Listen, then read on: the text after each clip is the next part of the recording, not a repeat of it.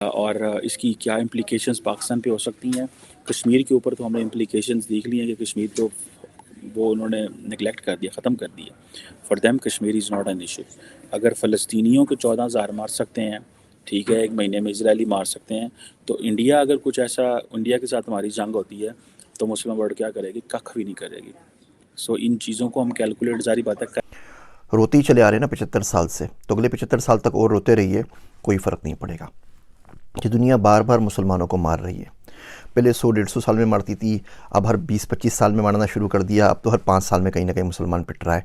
और हम सिवाय रोने के और सिवाय बद्दुआएं देने के और सिवाय दुआएं मांगने के और कुछ नहीं कर पा रहे, और कुछ नहीं करते, और कुछ नहीं कर। मैं तो हैरान, इंडिया तो करता ही करता है, लेकिन चलो वो तो समझ में आता है ये भी। और मजे की बात है, आज़रबाईजान जो तेल फराहम करता है वो वाया तुर्की जाता है। अब इनके दोगलेपन का अंदाजा लगाएं, इन मुस्लिम ममालिक के दोगलेपन का, आप हैरान। वो नहीं की गई है। 57 के 57 मुसलमान मुल्क खामोश हैं। कल रात हिजबुल्लाह के जो सरबराह हैं हसन नसरुल्लाह, उन्होंने कोई 1 घंटे से ज्यादा खिताब किया, लेकिन उन्होंने भी इस जंग में हमास की खुलकर मदद करने और इसराइल के खिलाफ खुलकर मैदान।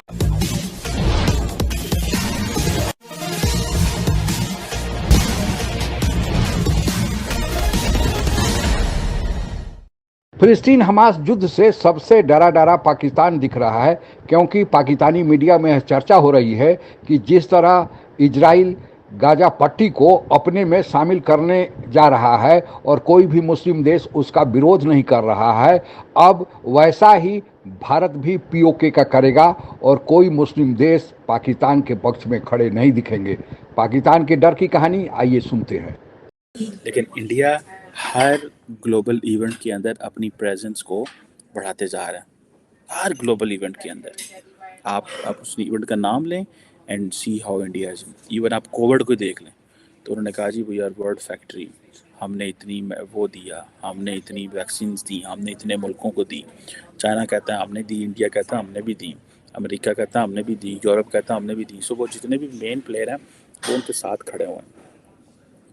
सो लेट्स सी, इसको देखते हैं। लेकिन ये मैं पाकिस्तान से जारी बात है, लोगों से पूछना चाहता हूँ, those who are at the helm of the affairs, कि क्या हम इसको देख रहे हैं, are we really serious about it, और इसकी क्या इम्प्लिकेशंस पाकिस्तान पे हो सकती हैं। कश्मीर के ऊपर तो हमने इम्प्लिकेशंस देख ली हैं कि कश्मीर तो वो उन्होंने निगलेक्ट कर दिया, ख़त्म कर दिया। For them Kashmir is not an issue. अगर फ़लस्तीनियों के 14,000 मार सकते हैं, ठीक है, एक महीने में इजरायली मार सकते हैं, तो इंडिया अगर कुछ ऐसा, इंडिया के साथ हमारी जंग होती है तो मुस्लिम वर्ल्ड क्या करेगी? कख भी नहीं करेगी। सो इन चीज़ों को हम कैलकुलेट, जारी बात है, करके बैठे हुए हैं। हम इन चीज़ों को प्रॉपर कैलकुलेट करके निशाने पे ला के बैठे हैं। ज़्यादा इसीलिए पाकिस्तान बड़ा केयरफुल है, ठीक है ना। And Pakistan choices are very. नहीं है, अगर रोना है तो अपने आप पर रोइए, मातम करना है तो अपने आप के ऊपर कीजिए, क्योंकि भैया आपके रोने से ना किसी के ऊपर कोई फ़र्क पड़ना नहीं है दुनिया में। रोते ही चले आ रहे हैं ना 75 साल से, तो अगले 75 साल तक और रोते रहिए, कोई फ़र्क नहीं पड़ेगा।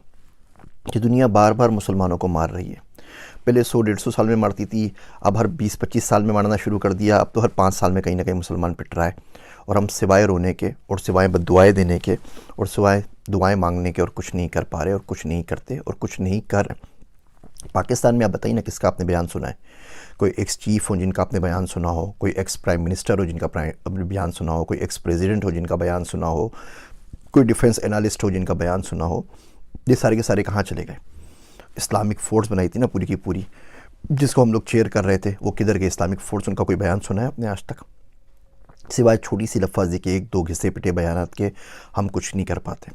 और मैं तो हैरान, इंडिया तो करता ही करता है, लेकिन चलो वो तो समझ में आता है ये भी। और मजे की बात है, आज़रबाईजान जो तेल फराहम करता है वो वाया तुर्की जाता है। अब इनके दोगलेपन का अंदाजा लगाएं, इन मुस्लिम ममालिक के दोगलेपन का, आप हैरान रह जाएंगे। वाया तुर्की जा रहा होता है वो। मिस्र तो वैसे, अब एक वीडियो मैंने अपने ट्विटर अकाउंट पे लगाई, आप जाके देखिएगा। मिस्र ने अहले गजा को जो अभी एड फराहम की है, एड होती है, वो होते हैं खाने के लिए बिस्किट होते हैं। वो बिस्किट वो आम बिस्किट नहीं होते जो हम लोग खरीदते हैं यहाँ से। वो बिस्किट वो होते हैं जो कि ना बड़े भूख बहुत जल्दी मिटाते हैं, ठीक है।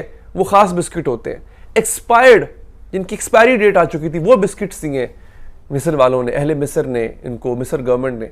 तो ये अफसोस होता है। आप यहाँ से देख लीजिए, ये मुस्लिम ममालिक है सारे जो दे रहे हैं। और फिर मुस्लिम ममालिक का किरदार क्या है? हौसी बागियों ने मिसाइल मारा इसराइल को, 5 के 6 मिसाइल मारे। 5 मिसाइल रस्ते में अमरीकी बहरी बेड़े ने रोक लिए। एक मिसाइल था वो सऊदी अरब ने रोक लिया क्योंकि वो उनकी एयर स्पेस से गुजर रहा था। और यहां में एक आर्टिकल पढ़, वो नहीं की गई है। 57 के 57 मुसलमान मुल्क खामोश हैं।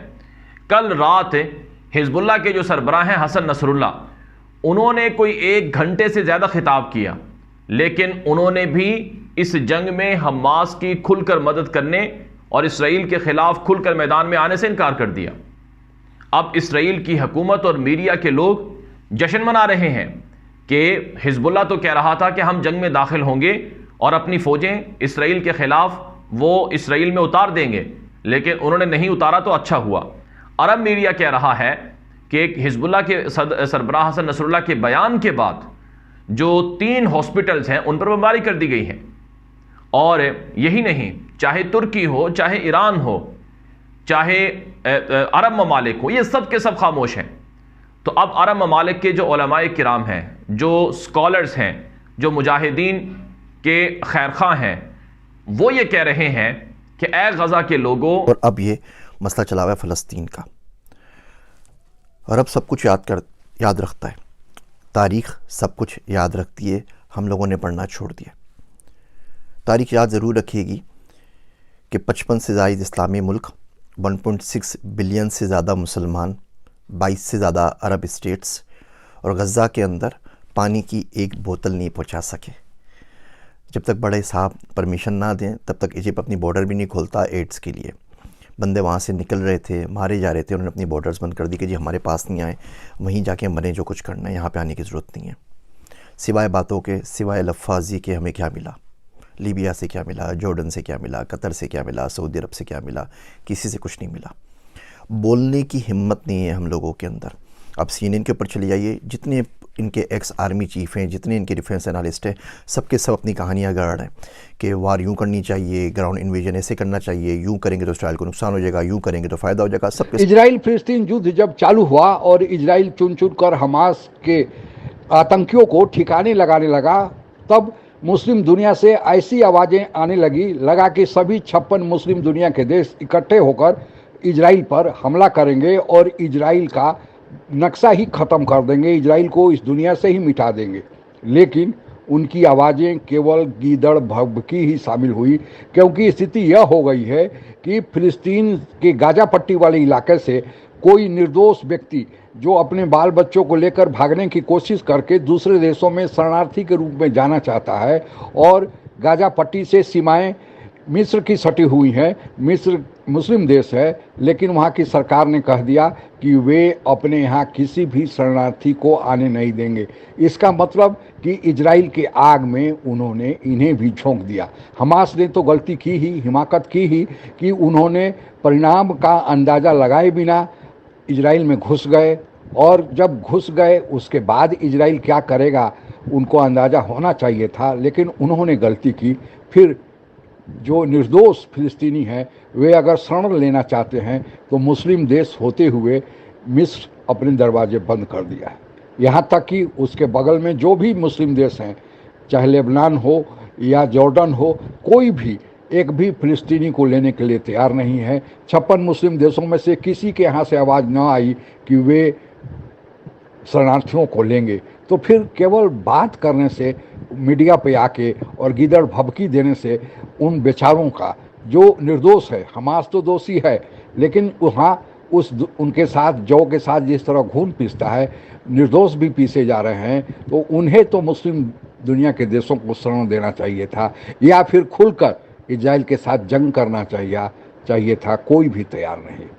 और अब यही कारण है कि पाकिस्तान में यह डर व्याप्त किया है कि 56 मुस्लिम दुनिया के देश तो केवल दिखाने के लिए हैं, भारत भी अब इजराइल के स्टाइल में, क्योंकि भारत और इजराइल की बनती है, तो भारत भी जब POK लेने चलेगा तो कोई भी मुस्लिम दुनिया का देश पाकिस्तान के पक्ष में खड़ा नहीं होगा। तो भारत के लिए तो फिर काम ही आसान हो जाएगा। आज के लिए बस इतना ही। जय हिंद। आप अगर हमसे जुड़ा रहना चाहते हैं तो कृपया मेरे चैनल को सब्सक्राइब करें तथा बेल आइकन भी दबा दें ताकि नई वीडियो की जानकारी तुरंत आप तक पहुंच जाए।